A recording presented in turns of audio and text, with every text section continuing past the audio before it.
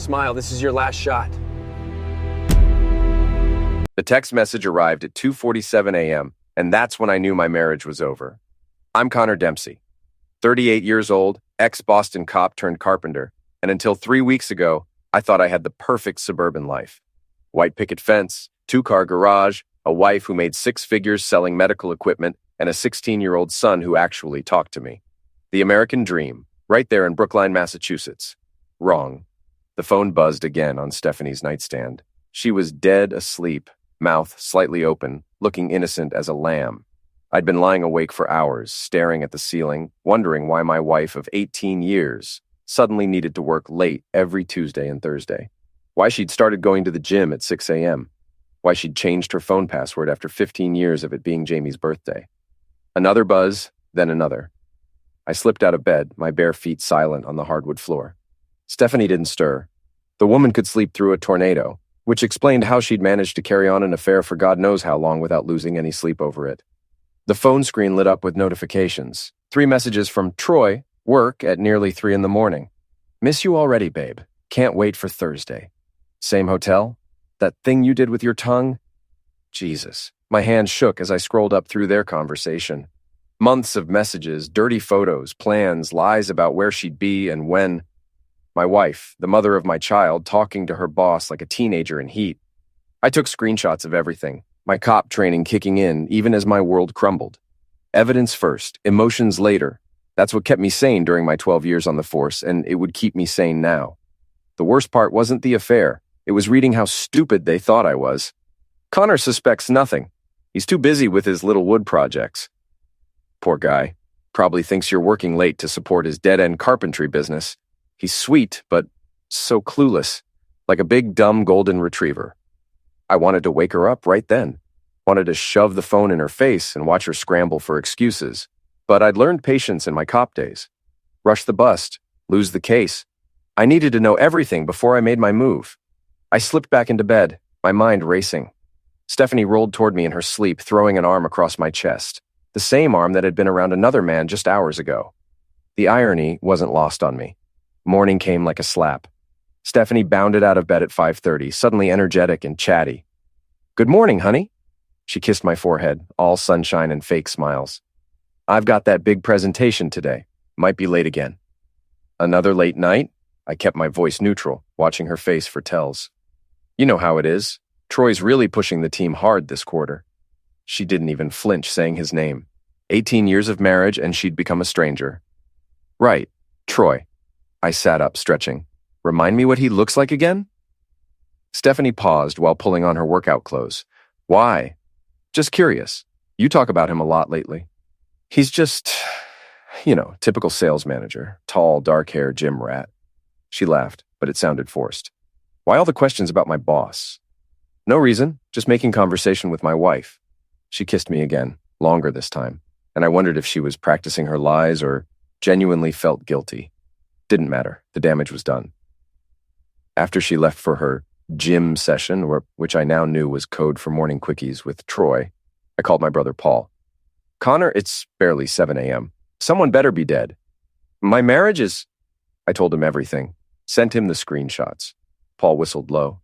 Jesus, Con, I'm sorry, man. What are you going to do? I don't know yet, but I'm not going down without a fight. You need help? You call me, day or night. That's the thing about family. Blood runs thicker than betrayal. I spent the day in my workshop, pretending to focus on a custom bookshelf for the Hendersons next door. But my mind kept wandering to those text messages, the casual cruelty of them, the way they talked about me like I was some pathetic charity case they had to tolerate. Jamie came home from school around 3:30, dumping his backpack by the door and raiding the refrigerator. My son was tall for his age, all elbows and knees, with Stephanie's dark hair and my stubborn jaw. Dad, you okay? You look like someone stole your favorite hammer. I forced a smile. Just thinking about work stuff. How was school? Same as always. Boring. He grabbed a soda and plopped down at the kitchen table. Mom texted me. Says she's working late again tonight. Yeah, she mentioned that. Jamie studied my face with the intensity only teenagers could manage. You sure you're okay? You've been weird lately. Smart kid. Too smart for his own good sometimes. I'm fine, buddy. Just tired. But I wasn't fine. I was planning. That evening, while Stephanie was presumably getting bent over a hotel room desk by her boss, I drove to Paul's house in Somerville. My brother lived in our childhood home, a 3-story Victorian that had seen better days. After our parents died in a car accident 5 years ago, Paul had inherited the place and turned into a combination conspiracy theorist headquarters and electronics repair shop. "You look like heck," Paul said, opening the door before I could knock. "Feel worse." I followed him into the cluttered living room, stepping over computer parts and stacks of technical manuals. "Beer? Make it 2." Paul disappeared into the kitchen, giving me a moment to absorb the familiar surroundings. Family photos covered every surface, including several of Stephanie and me from happier times. Our wedding day, Jamie's birth, Christmas mornings, all lies now, tainted by her betrayal. "So what's the plan?" Paul returned with 2 bottles of Sam Adams. "Still working on it. I need more information first. Know thy enemy and all that." Speaking of knowing things, Paul set down his beer and looked uncomfortable. "I found something today, up in the attic." "What kind of something?" "Come on, I'll show you." We climbed the narrow stairs to the 3rd floor, then up the pull-down ladder into the attic. The space was cramped and dusty, filled with boxes of Christmas decorations and childhood memories. Paul led me to a corner where he'd set up a card table with an old tape recorder and a shoebox. I was looking for Mom's jewelry box. Thought maybe Jamie might want something of hers someday. Found this instead. He opened the shoebox, revealing a collection of cassette tapes, each labeled in our mother's handwriting. "What are they?" "Personal recordings, like a diary, but on tape." Paul picked up one labeled Connor, Truth, and held it out to me. "This one's about you and Stephanie." My blood went cold. "What do you mean?" "Just listen." Paul slipped the tape into the recorder and pressed play. Our mother's voice filled the small space, clear and strong despite the recording being at least 10 years old. "Connor, if you're listening to this, it means I'm gone and you finally discovered what I've known for years. Your wife is a liar and a cheat, just like I was." I nearly dropped my beer. "What the heck?" Paul held up a hand. "Keep listening. I know what it's like to live a double life, sweetheart. To smile at your husband while planning to meet another man. To lie so smoothly that even you start believing it. I did it to your father for 3 years before guilt finally stopped me." The tape crackled with static, then continued. "Stephanie came to me in 2018, asking for advice about a work situation. She was having feelings for her boss, she said. Wanted to know how to handle it. I told her to quit her job or transfer departments. She laughed and said I was being old-fashioned." My hands were shaking now. 2018, 5 years ago. This had been going on for 5 years. "She asked me if I'd ever cheated on your father. I was honest with her, God help me. Told her about my affair, how it nearly destroyed our marriage, how I regretted it every day. You know what she said? She said times were different now, that people were more open about these things." Paul paused the tape. "There's more." "Play it." 2 months later, she came back, said she'd taken my advice and ended things with her boss. But I could tell she was lying. She had that same glow I remembered from my affair days, that guilty excitement. I knew she was sleeping with him. The tape hissed and popped. "I should have told you then, Connor. Should have warned you. But I was a coward. I didn't want you to know about my own mistakes. And I hoped maybe I was wrong about Stephanie. Maybe she really had ended it." My mother's voice grew sad. "But she didn't. I saw them together at the Marriott downtown in 2019.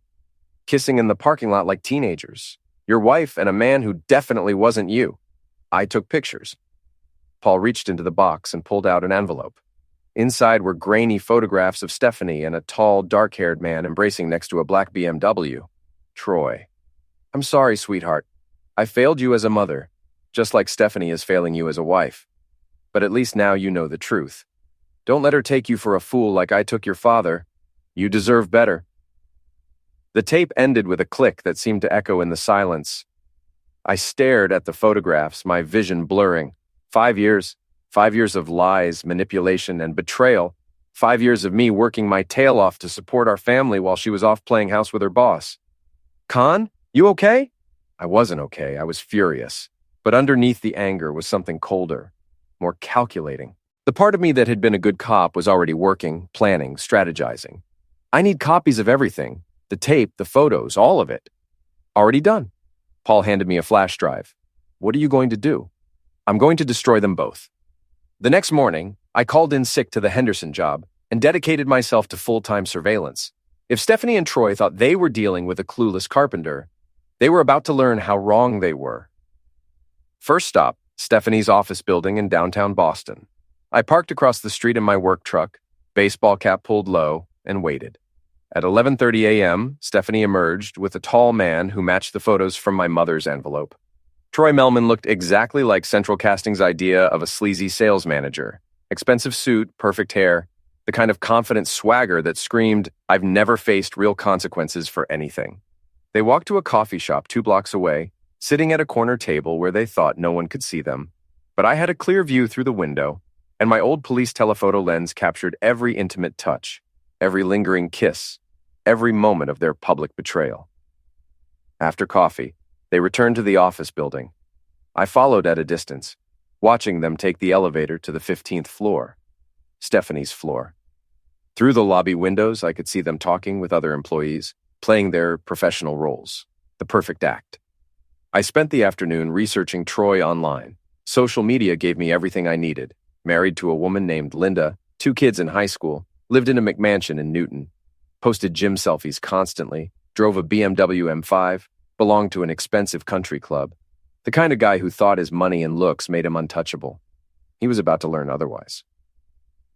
That evening, Stephanie came home with another story about working late. "How was your day, honey?" She kissed my cheek while texting someone on her phone.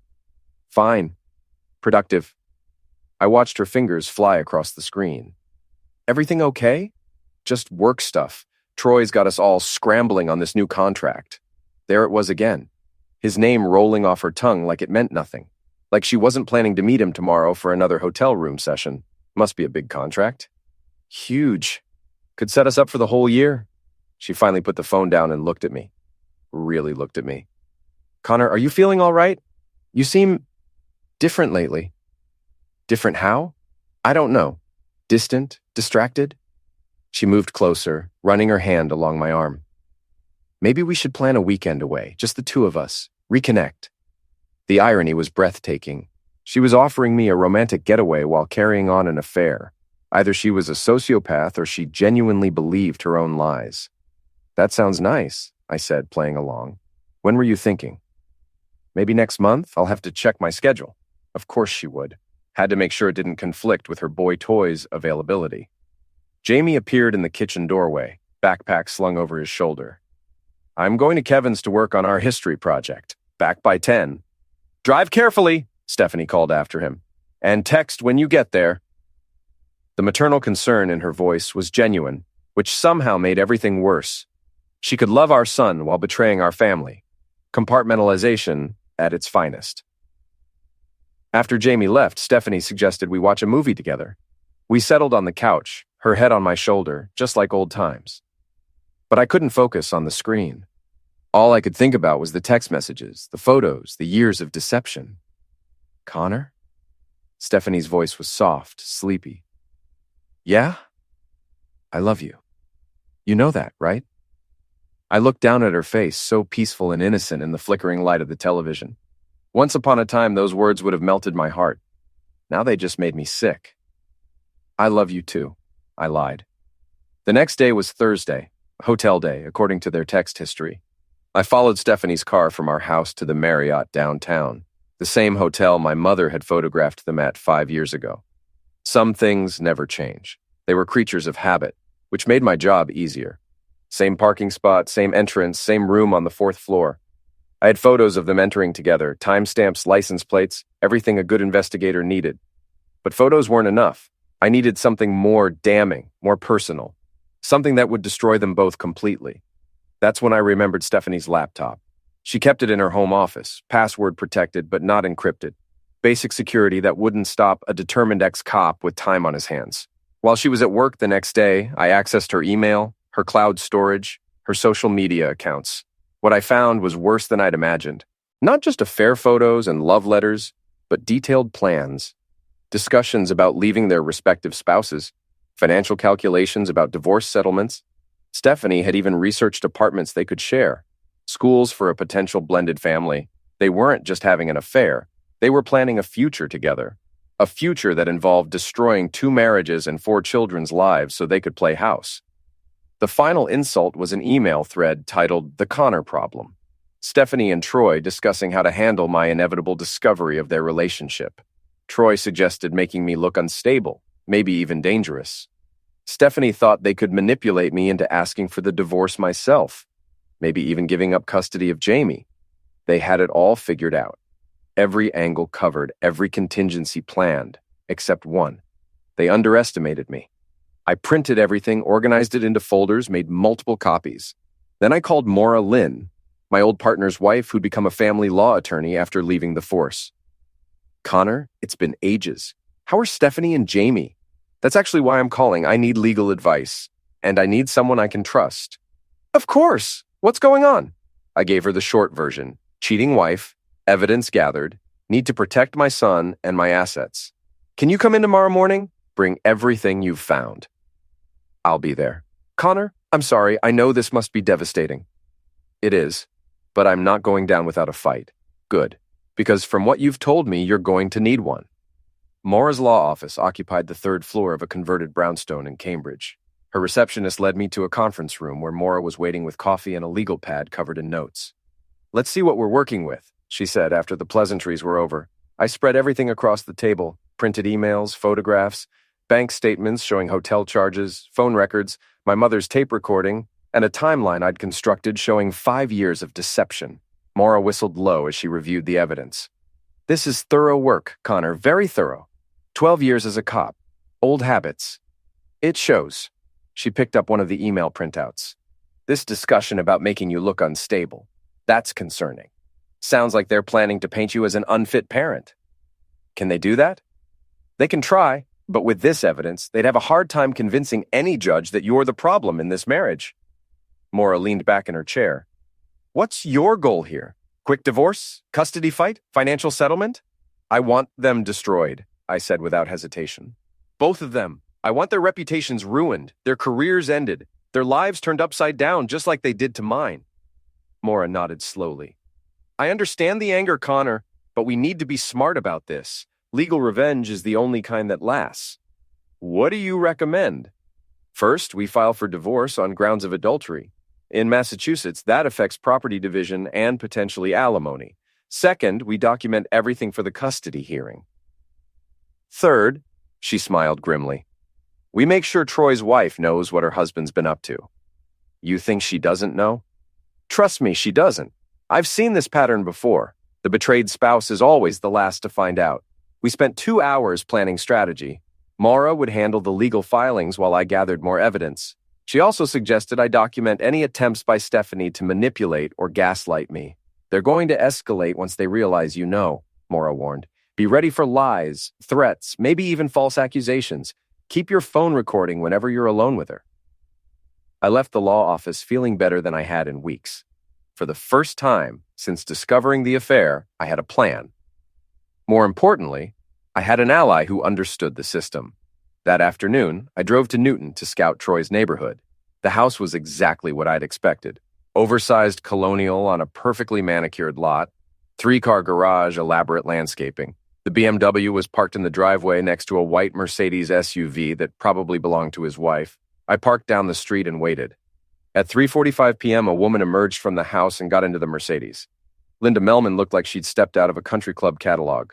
Blonde highlights, yoga clothes, expensive handbag. She drove off toward what I assumed was the school pickup run. Perfect. I walked up to the front door and rang the bell. Linda answered with a distracted smile, car keys still in her hand. "Can I help you?" "Mrs. Melman? I'm Connor Dempsey. I work with your husband at the medical supply company." It wasn't technically true, but it got her attention. "Oh, is everything okay? Is Troy all right?" "He's fine, but I was hoping we could talk. It's about a work situation that affects both our families." Linda's expression shifted from concern to confusion. "I'm sorry, I was just heading out to pick up my kids. This will only take a few minutes, but it's important." Something in my tone must have convinced her. She stepped aside and let me into the foyer. "What kind of work situation?" I pulled out one of the hotel photographs, the clearest shot of Troy and Stephanie kissing in the parking lot. Linda's face went white. She stared at the photo for a long moment, then looked up at me with dawning understanding. Your wife? For 5 years, apparently. Linda sank onto a bench by the front door, the photo trembling in her hands. I knew something was wrong. He's been so distant lately, working late all the time, going to the gym constantly. She looked up at me with tears in her eyes. Do you have more proof? I handed her a folder containing printed emails and additional photographs. I'm sorry to be the one to tell you, but I thought you deserved to know. Linda flipped through the evidence, her expression hardening with each page. By the time she finished, the tears were gone, replaced by cold fury. That bastard.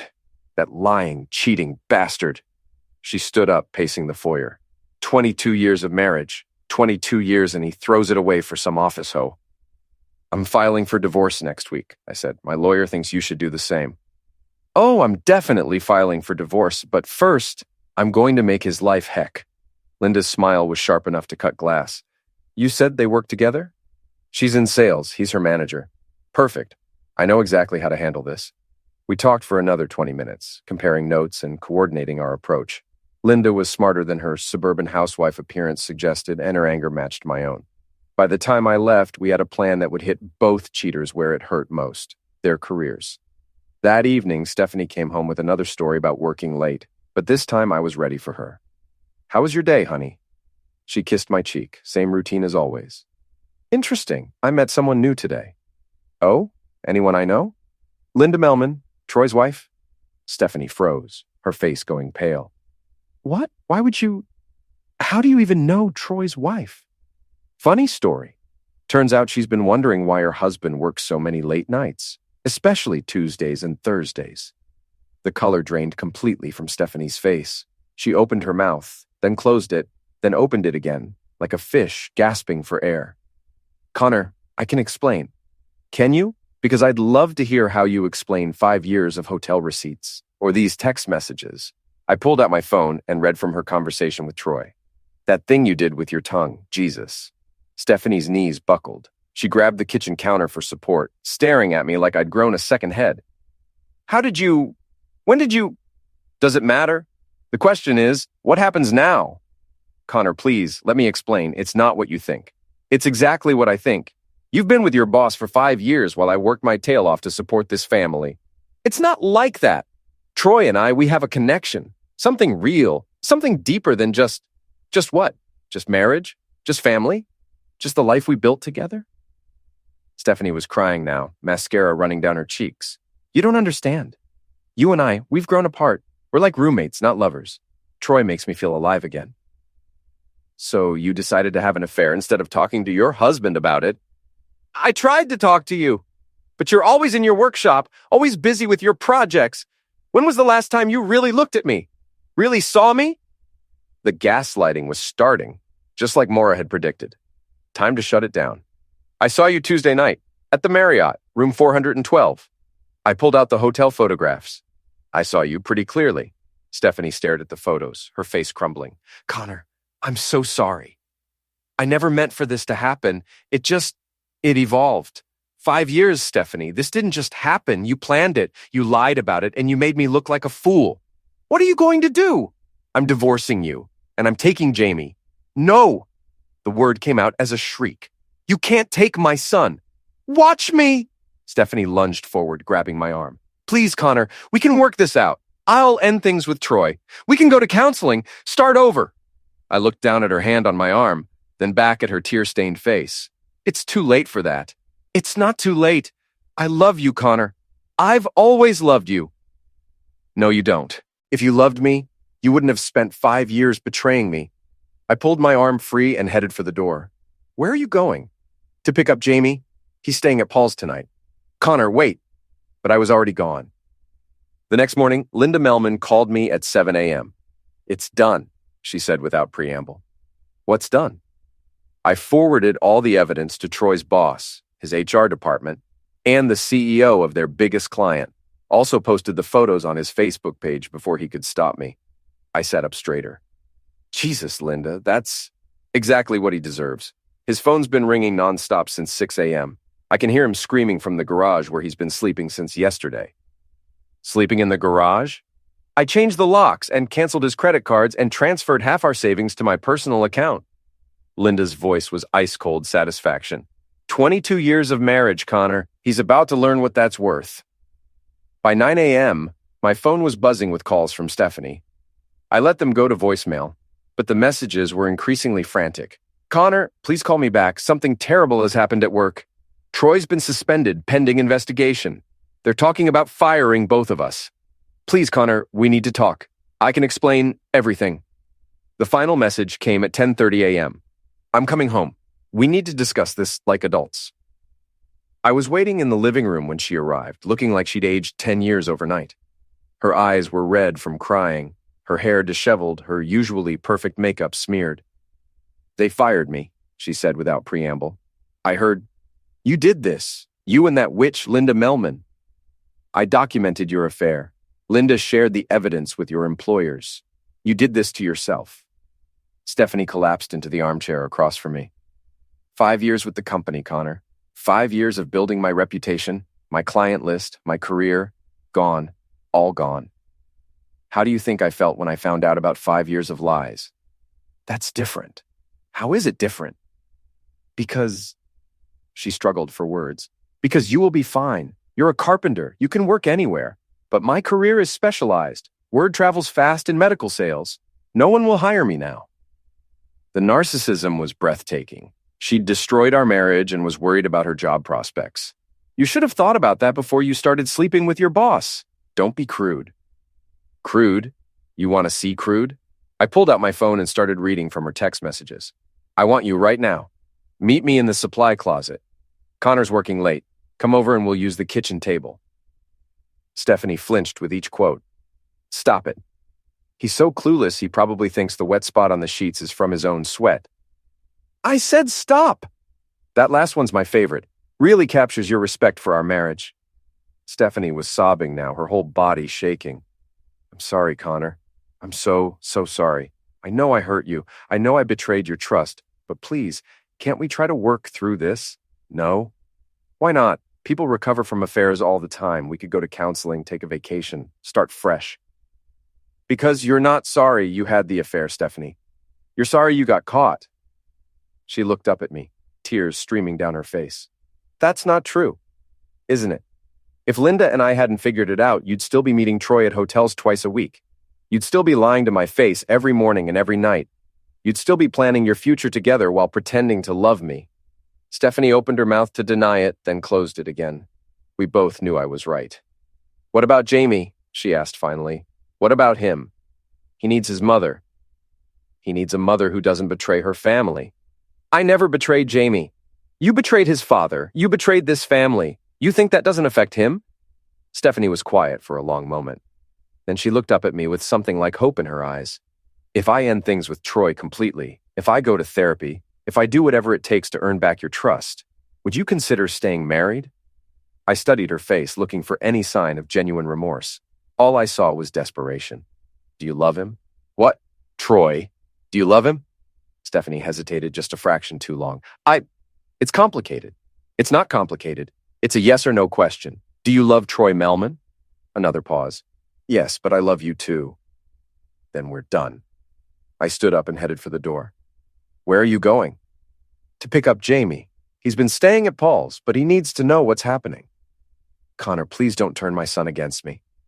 I won't have to. You did that yourself. Jamie took the news better than I had expected, and worse than I'd hoped. We were sitting in Paul's kitchen, the same room where our mother used to make Sunday dinners, where family problems had always been discussed over coffee and homemade cookies. So Mom's been cheating on you for 5 years? Jamie's voice was carefully controlled, but I could see the anger building behind his eyes. Yes. With her boss? Yes. And you have proof? I slid a folder across the table. Pictures, emails, text messages, hotel receipts. Everything? Jamie flipped through the evidence, his expression growing darker with each page. When he finished, he closed the folder and looked at me with eyes that seemed far too old for 16. What happens now? I'm divorcing your mother. We'll have to sell the house, split custody, figure out a new normal. Do I get a say in the custody arrangement? What do you mean? Do I have to live with Mom if I don't want to? The question caught me off guard. You don't want to live with your mother? Jamie was quiet for a moment, staring at the folder. She lied to you for 5 years, Dad. 5 years. Every morning when she kissed you goodbye, every night when she said she loved you, every family dinner, every holiday, every birthday, she was lying. That's between your mother and me, Jamie. It doesn't change the fact that she loves you. How do I know that? If she can lie to you about something this big for this long, how do I know she's not lying to me too? I didn't have an answer for that. Paul, who'd been quietly listening from the corner, spoke up. Kid's got a point, Con. Trust is like purity. Once it's gone, it's gone. Thanks for the colorful analogy, I said dryly. I'm serious. Stephanie didn't just cheat on you, she cheated on your whole family. Jamie has every right to be angry. Jamie nodded. I want to live with you, Dad. Full time. Are you sure? That's a big decision. I'm sure. I can visit Mom on weekends if the court says I have to, but I want my primary residence to be with you. I reached across the table and squeezed his shoulder. Okay, we'll make it work. What about her boyfriend? Is he still in the picture? I don't think so. He got fired too. His wife kicked him out of their house. Jamie smiled grimly. Good. I hope they're both miserable. Jamie. What? They deserve to be miserable. They destroyed our family for what? Some hotel room hookups? They're selfish holes, and I hope karma hits them like a truck. I wanted to tell him not to be so harsh, but honestly, I agreed with every word. The next few days passed in a blur of legal meetings, financial planning, and difficult conversations. Maura filed the divorce papers, citing adultery and requesting full custody of Jamie. Stephanie's lawyer tried to negotiate, but our evidence was overwhelming. The real fireworks started when Stephanie realized she was going to lose everything. She showed up at Paul's house on a Wednesday evening, pounding on the door and screaming about her rights as a mother. Paul called me at work, and I raced over to find her standing in the front yard, disheveled and desperate. Connor, thank God. Tell your brother to let me see my son. Jamie doesn't want to see you right now. He's 16. He doesn't get to decide.